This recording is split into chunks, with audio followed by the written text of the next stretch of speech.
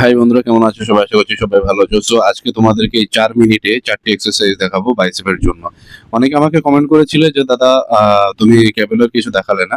So আজকে 4টি workout করব, 4টি আমি কেবলও করব। তো তোমরা দেখো, প্রথমে আমি এখানে কার্লিং করছি।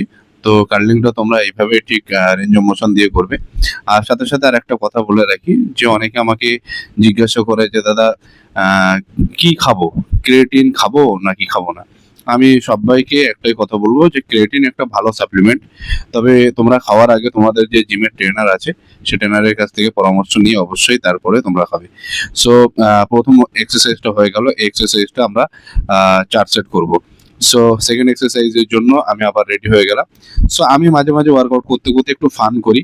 তো এটা আমার ভালো লাগে, একটা আলাদা একটা এনার্জি আমাকে দেয়।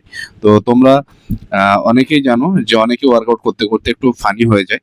তো এরকম ফানি হয়ে ওয়ার্কআউট করা অনেকটাই ভালো, তাহলে তোমার মাইন্ডটা অনেকটা ফ্রেশ থাকবে।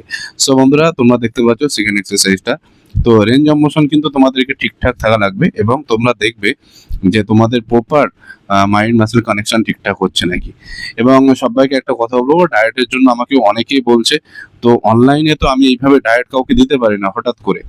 তোমার ব্লাড গ্রুপ কি আছে, তোমার অ্যালার্জি কিসে আছে, বা তোমার হাইট ওয়েট, তোমার এজ কত আছে, সমস্ত কিছু জানা বোঝার পরে তারপরে কিন্তু একটা ডায়েট তৈরি হয়।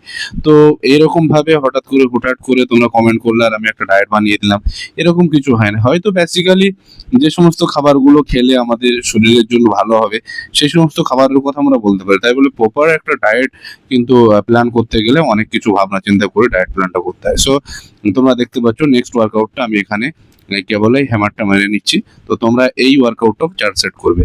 প্রত্যেকটা ওয়ার্কআউট তোমরা 4 সেট করে করবে, এবং তোমাদের রিপিটেশন একদম পুরো এমনভাবে ওয়েট চুজ করবে যে তোমরা লাস্ট সেটে গিয়ে 12টা রিপিটেশনের জায়গায় যেন তোমরা একেবারে ফেল হয়ে যাও।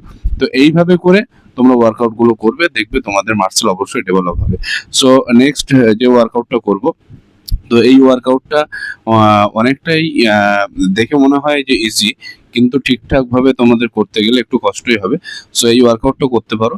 আর এই ওয়ার্কআউটটা যদি তোমরা না করো তাহলে এর জায়গাটায় তোমরা পিচার কাল করতে পারো। সো সাথে সাথে আর একটা কথা বলে রাখি, আমার অনেক দূরের বন্ধুরা, আমার ভাইয়েরা, ছোট ছোট ভাইয়েরা, তারা আমাকে অনেকে কমেন্ট করছে যে দাদা আমার 17 বছর বয়স, আমি কোন সাপ্লিমেন্ট খাবো। দেখো, সবার আগে বলবো তোমাদের কাছাকাছি যে জিম আছে সেই কাছাকাছি জিমের ট্রেনারের কাছ থেকে সব থেকে পরামর্শ নেওয়া সব থেকে ভালো হবে, কারণ তোমাকে দেখছে, জানছে, বুঝছে। এখন তো এআই এর যুগ।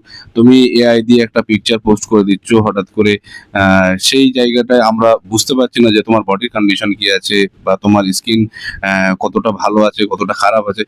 সো এই সমস্ত কিছু বিষয় দেখাশোনার পরে তারপরে তোমাদের একটা ডায়েট চার্ট তৈরি হবে।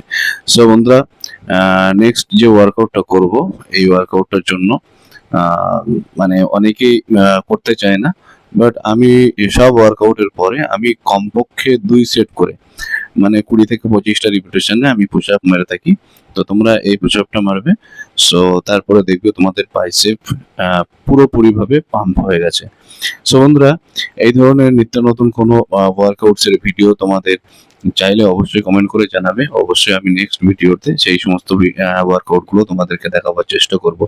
আর দ্বিতীয় কথা হচ্ছে, যারা মোটামুটি ডায়েট চার্ট চাইছো, তো তারা অবশ্যই আমাকে ফিটনেস মাইন্ড বলে আমার যে ফেসবুক পেজ আছে, ওই পেজটাকে ফলো করে দিয়ে তারপরে তোমরা সেখানে অবশ্যই তোমরা মেসেজ করবে, এবং তোমাদের সম্পর্কে কিছু জানা আছে সেইগুলো জানার পরে তারপরে তোমাদেরকে অবশ্যই ডায়েট চার্ট দেওয়া। So thank you. দেখো।